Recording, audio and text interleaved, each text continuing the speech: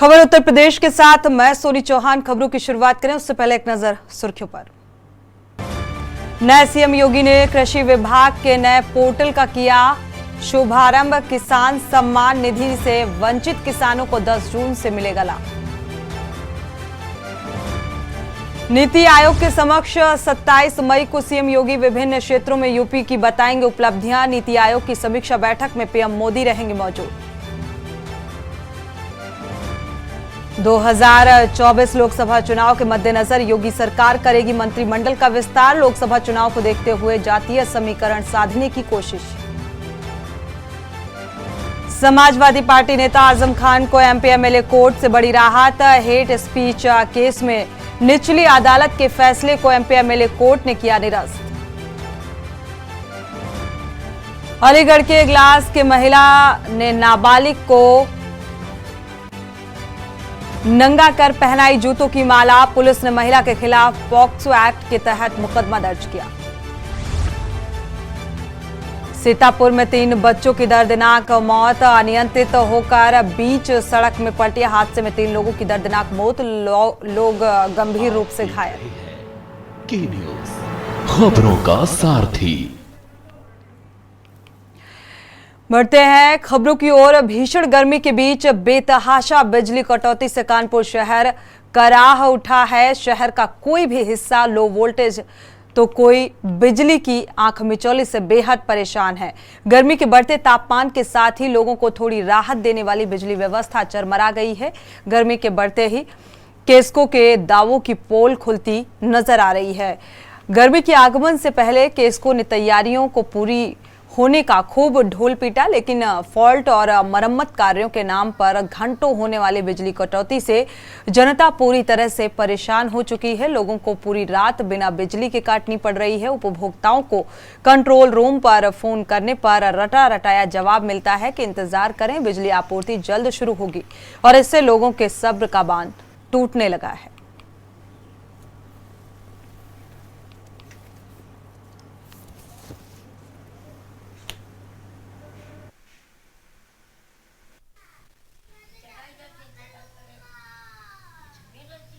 बिजली विभाग में अभी जो टाइम चल रहा है थोड़ा सा पीक लोड का टाइम है। सो इसमें लगभग 650 मेगावाट के आसपास हम लोगों का पहले बिजली का डिमांड है। सो उसको पूर्ति करने के लिए हमारे पास जो भी मशीनरी है केस्को के पास, उसका पूरा तैयारी हम लोगों ने कर लिया है। बट फिर भी शहर में काफ़ी जगहों से वोल्टेज फ्लक्चुएशन की समस्या हुआ है। सो उसको भी हम लोग, हमारा जो डिस्ट्रीब्यूशन ट्रांसफार्मर्स है उसका एर्थिंग का काम चेक करना हो, या उसमें ऑयल की पर्याप्त मात्रा में अवेलेबिलिटी हो, या तीनों फेस में प्रॉपर वोल्टेज डिस्ट्रीब्यूशन हो, ये सारे चीज़ पे हम लोग ध्यान दे रहे हैं। गर्मी में बिजली की कटौती, जबकि बिजली की ज़रूरत गर्मी में ज़्यादा है। गर्मी से इतना सारी परेशानियां हैं, छोटे छोटे बच्चे, पढ़ने वाले बच्चे और यहाँ तक कि आदमी को जीने के लिए तो चाहिए गर्मी में बिजली, क्योंकि गर्मी में बिना पंखा के, बिना हवा के बहुत समस्या है। कितनी कटौती होती है लमसम, और इसको लेकर शिकायत करते हैं तो क्या आश्वासन मिलता है? शिकायत आश्वासन तो हमेशा यही प्रशासन से मिलता है कि ठीक है, देखा जा रहा है, मेंटेन किया जाएगा, बट उतना हो नहीं पा रहा है जितना आश्वासन मिलता है। बहुत सारी दिक्कतें आती हैं, रात को नींद नहीं आती है, दिन में भी गर्मी की वजह से रेस्ट नहीं कर पाते हैं, कोई काम नहीं कर सकते हैं, तो गर्मी की वजह से इसलिए बहुत सारी समस्याएँ हैं। अब बात की जाए तो क्या घंटे कटौती होती है बिजली की आपके क्षेत्र में, और क्या दिक्कतों का सामना करना? हमारे क्षेत्र में अलग अलग समय में लगभग 10 से 12 घंटे तक कटौती हो जाती है। इसको लेकर शिकायत करते होंगे आपको? तो शिकायत करते हैं तो कोई कहीं सुनता नहीं है, ना कोई ध्यान देता है।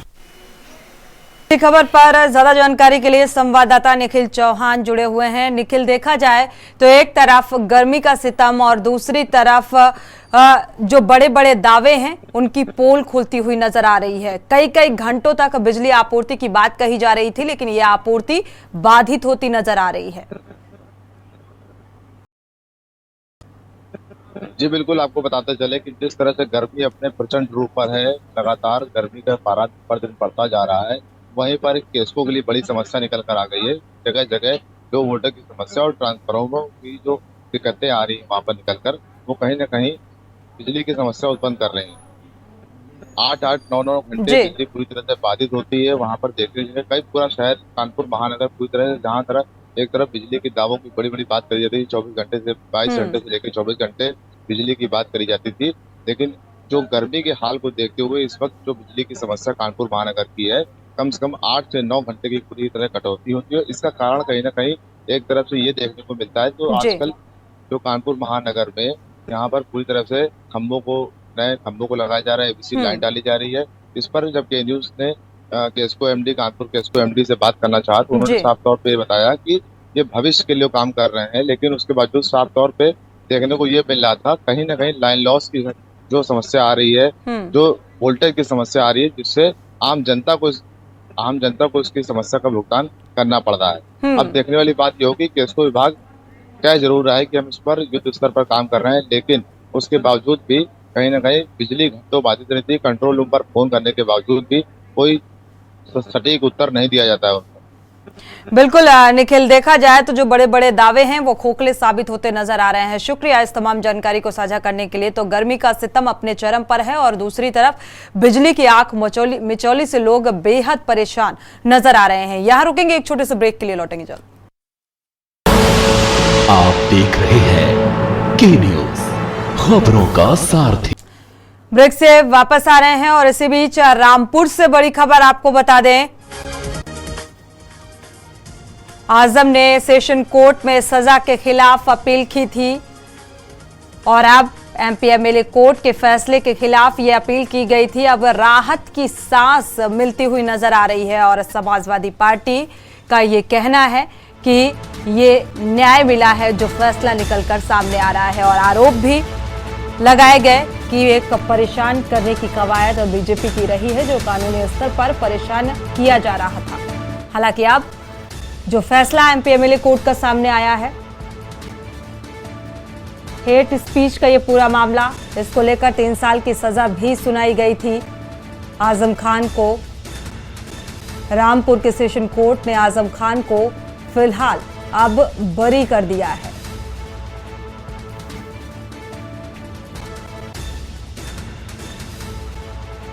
राहत की सांस लेते हुए नजर आ रहे हैं, लेकिन ये राहत फिलहाल अभी भी कम होने वाली नहीं है।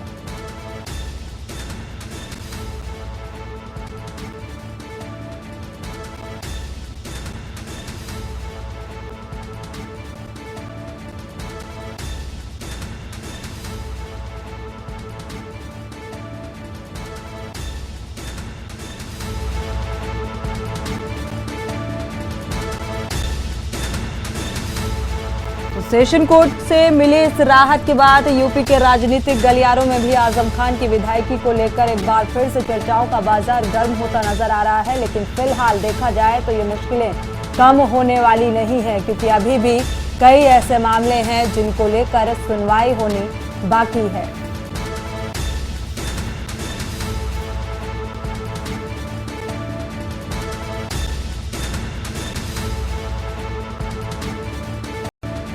तो आजम खान को रामपुर सेशन कोर्ट से फिलहाल राहत मिलती नजर आ रही है।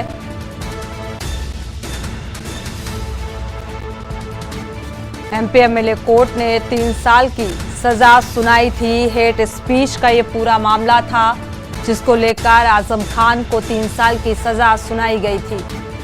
रामपुर की सेशन कोर्ट ने आजम खान को बरी कर दिया है। तो फिलहाल के लिए इसे राहत भरी नजरों से जरूर देखा जा सकता है, लेकिन अभी भी मुश्किलें कम नहीं हैं।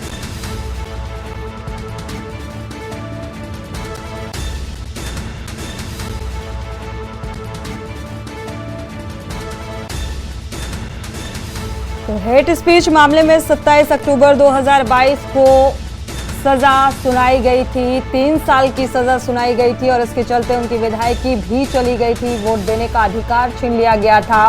वो सजा सेशन कोर्ट से खारिज हो गई है। और इसी खबर पर चीफ एग्जीक्यूटिव एडिटर उत्कर्ष सिन्हा जी जुड़े हुए हैं। उत्कर्ष जी, देखा जाए तो राहत भरी सांस जरूर इसे कहा जा सकता है कि राहत मिलती हुई नजर आ रही है, लेकिन जिस तरीके से और भी मामले हैं जिसको लेकर काफी ये आसार लगाए जा रहे हैं कि आने वाले दिनों में आजम खां की मुश्किलें बढ़ सकती हैं। नहीं, देखिए, ये दो बिल्कुल अलग तरह के मामले हैं और इसमें ये जो मामला जिसमें आजम खां बरी हुए हैं, उनके पॉलिटिकल जीवन जो है, उनका राजनीतिक जीवन, उसको लेके ये बहुत महत्वपूर्ण मामला था, क्योंकि यही एक केस था जिसके बाद वो ना सिर्फ अयोग्य ठहराए गए, उनकी हत्या की गई और उनको वोटिंग राइट्स तक उनके सीज हो गए थे 5 सालों के लिए। अब इसमें प्रॉब्लम, इस फैसले के बाद एक दूसरा सवाल खड़ा हो रहा है। हालिया दिनों में अगर आप देखिए तो एमपी एमएलए कोर्ट ने बहुत सारे ऐसे फैसले दिए हैं, बहुत सारे विधायकों की, यहाँ तक कि सत्ताधारी पक्ष के भी विधायक है उसमें, बिल्कुल उनकी विधायकी गई है। केंद्र में राहुल गांधी की विधायकी, संसद सदस्यता जाने के पीछे भी ऐसा ही एक लोअर कोर्ट का फैसला है।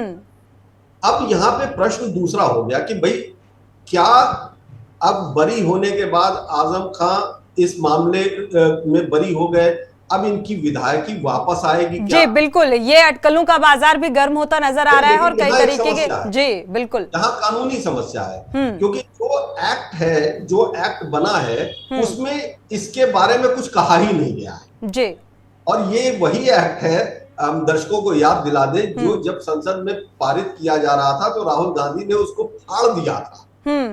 बिल्कुल। तो अब खुद भी वो उसके विक्टिम हैं। सवाल ये है कि इसमें नियम ये कहता है कि जिस दिन आप दोषी करार दिए जाएंगे उसी समय तत्काल आपकी संसद या विधायक की सदस्यता खत्म हो जाएगी, लेकिन बरी होने के बाद क्या होगा, अब ये एक बड़ा प्रश्न है, क्योंकि उस पर उपचुनाव भी हो चुका है, वहां दूसरे विधायक भी आ चुके हैं। बिल्कुल, तो राजनीतिक सफर में जो अटकलें लगाई जा रही हैं, फिलहाल तो ऐसा होने के आसार नजर नहीं आ रहे हैं उत्कर्ष जी, लेकिन फिर भी ये सवाल हम इसका जवाब जरूर जानना चाहेंगे कि क्या एक बार फिर से राजनीतिक गलियारों में कुछ आगे इस सफर के तौर पर देखा जा सकता है, कुछ उम्मीद नजर आ रही है? देखिए, बिल्कुल, जब आजम खां के इस मामले में, हेट स्पीच मामले में वो बरी हो गए हैं, जिस मामले में उनको राजनीति से दूर कर दिया था, हालांकि वो प्रचार कर रहे थे, वो सब कुछ कर रहे थे, लेकिन ना वो खुद वोट दे सकते थे, ना वो खुद चुनाव लड़ सकते थे। अब पर क्योंकि आजम खां के खिलाफ जो दूसरे मामले हैं, उनमें जमीन के कब्जे का मामला, वो एक लंबा चलने वाला मामला है, जो कुछ मुर्गी चोरी, बकरी चोरी, भैंस चोरी टाइप के भी मामले थे, तो वो उसमें बहुत सारी जगह पे वो बरी हो चुके हैं। तो ऐसे में अब संगीन अपराध उनके खिलाफ है नहीं बहुत ज्यादा, उसके फैसले जब आएंगे तब आएंगे, लेकिन इन बिटवीन अगर आजम खान कोई चुनाव लड़ना चाहे तो बिल्कुल वो स्वतंत्र है कानूनी रूप से, उनके वोटिंग राइट्स वापस आ चुके हैं। प्रश्न वही है, बिल्कुल, जो अधिकार छीन गए थे वो अधिकार एक बार फिर से वापस मिलते नजर आ रहे हैं और इससे ये कयास भी लगाए जा रहे हैं कि अब आने वाले समय में क्या विधायकी वापस मिल सकती है, क्या इस तरीके के भी कयास लगाए जा रहे हैं। तो ये देखना होगा, क्योंकि ये दिलचस्प भी होगा कि अब बरी हो गए हैं तो क्या कुछ आगे राजनीतिक करियर होता है आजम खान का। शुक्रिया हमारे साथ जुड़ने के लिए और इस तमाम जानकारी को साझा करने के लिए।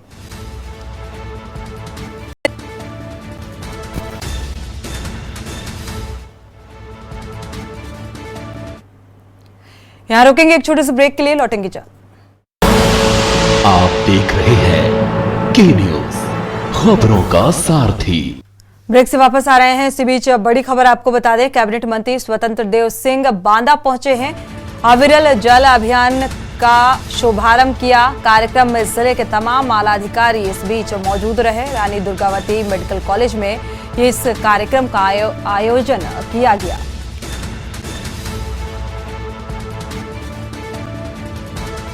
अविरल जल अभियान का शुभारंभ करने के लिए पहुंचे हुए थे।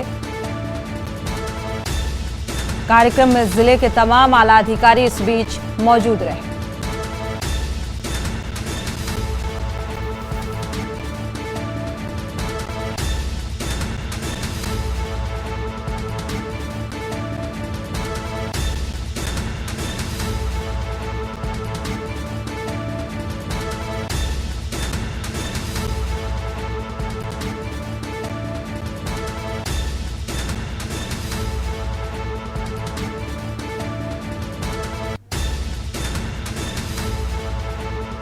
कैबिनेट मंत्री स्वतंत्र देव सिंह बांदा पहुंचे और इस कार्यक्रम का शुभारंभ किया। इस बीच कई आला अधिकारी भी मौजूद रहे।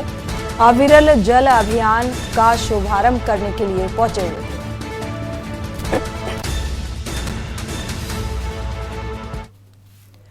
और इसी बीच बड़ी खबर आपको सीतापुर से बता दें, तेज रफ्तार वैन अनियंत्रित होकर पलटी है। हादसे में 3 लोगों की मौत, 3 गंभीर रूप से घायल बताए जा रहे हैं। पुलिस ने घायलों को अस्पताल में भर्ती कराया। कमलापुर थाना के नेशनल हाईवे 24 की यह घटना बताई जा रही है।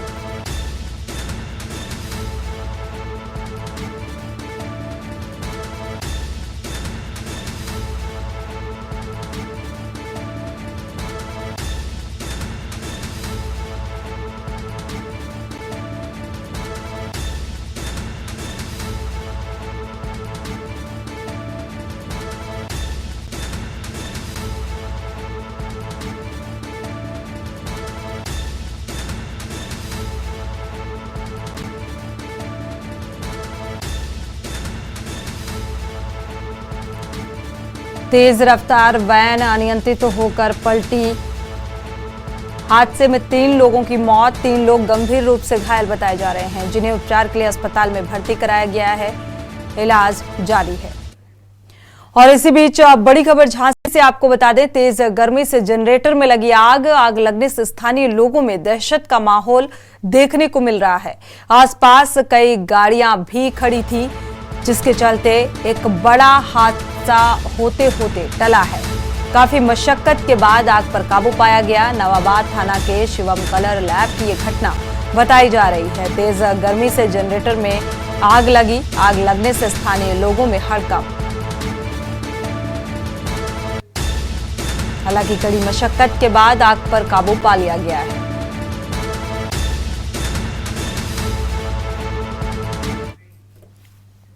वक्त तो चला एक और छोटे से ब्रेक का, लौटेंगे जल्द। आप देख रहे हैं के न्यूज, खबरों का सारथी।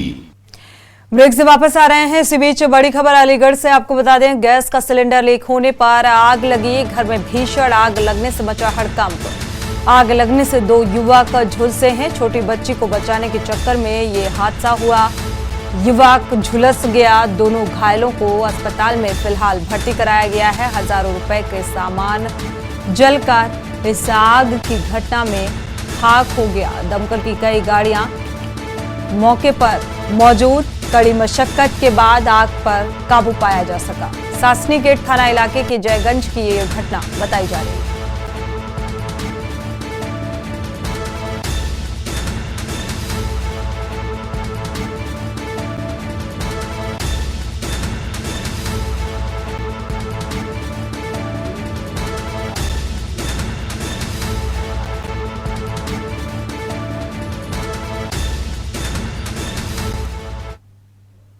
इसी बीच बड़ी खबर गाजियाबाद से बता दें, करंट लगने से मां बेटी की मौत। मकान की रेलिंग में बिजली का करंट आने से यह हादसा हुआ। अस्पताल पहुंचते ही दोनों की मौत हो गई। लालकुआं मंगल कॉलोनी का यह मामला बताया जा रहा है। और इसी बीच बड़ी खबर लखनऊ से आपको बता दें, महिला का शव मिलने के मामले पर नया खुलासा हुआ है। खाटू श्याम मंदिर के बगल में कैलाशपुरी घाट में ये शव मिला था। गौशाला परिसर में महिला की हत्या कर दफनाया गया था। शव फिलहाल पोस्टमार्टम के लिए भेज दिया गया है। रिपोर्ट में महिला की हत्या की पुष्टि हुई है। पुलिस ने शव को कब्र से निकालकर पोस्टमार्टम कराया था। दफनाई गई महिला के शरीर पर 4 जख्म मिले हैं। महंत रामसुमन चतुर्वेदी समेत 2 अन्य के खिलाफ मुकदमा दर्ज किया गया। पुलिस महंत और उसके 2 रिश्तेदारों से लगातार पूछताछ की जा रही है।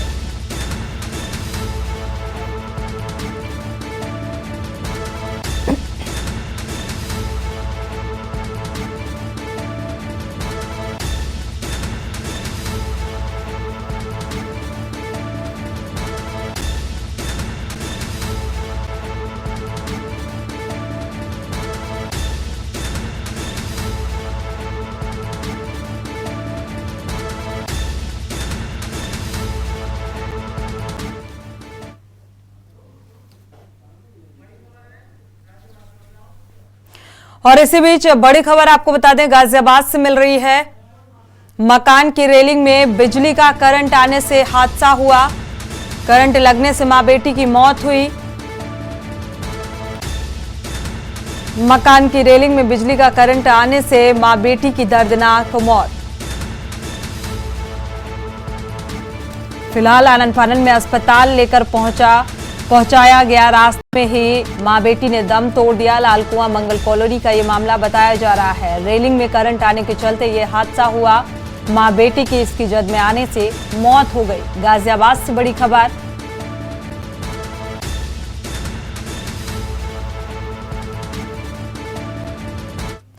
और इसी बीच संत कबीर नगर से बड़ी खबर आपको बता दें, मार्बल व्यवसायी के अपहरण का मामला सामने आ रहा है। अपहरण के मामले में 4 अभियुक्त गिरफ्तार किए गए। मार्बल लगवाने के बहाने अपहरण किया गया था। व्यवसायी को छोड़ने के लिए 60,000 की फिरौती ली गई थी। मार्बल व्यवसायी के अपहरण का मामला, अब 4 अभियुक्तों की इस मामले को लेकर गिरफ्तारी भी हो चुकी है। पुलिस ने छापेमारी कर अभियुक्तों को गिरफ्तार किया। मोबाइल, पर्स, एटीएम कार्ड, नकदी भी इनके पास से बरामद की गई।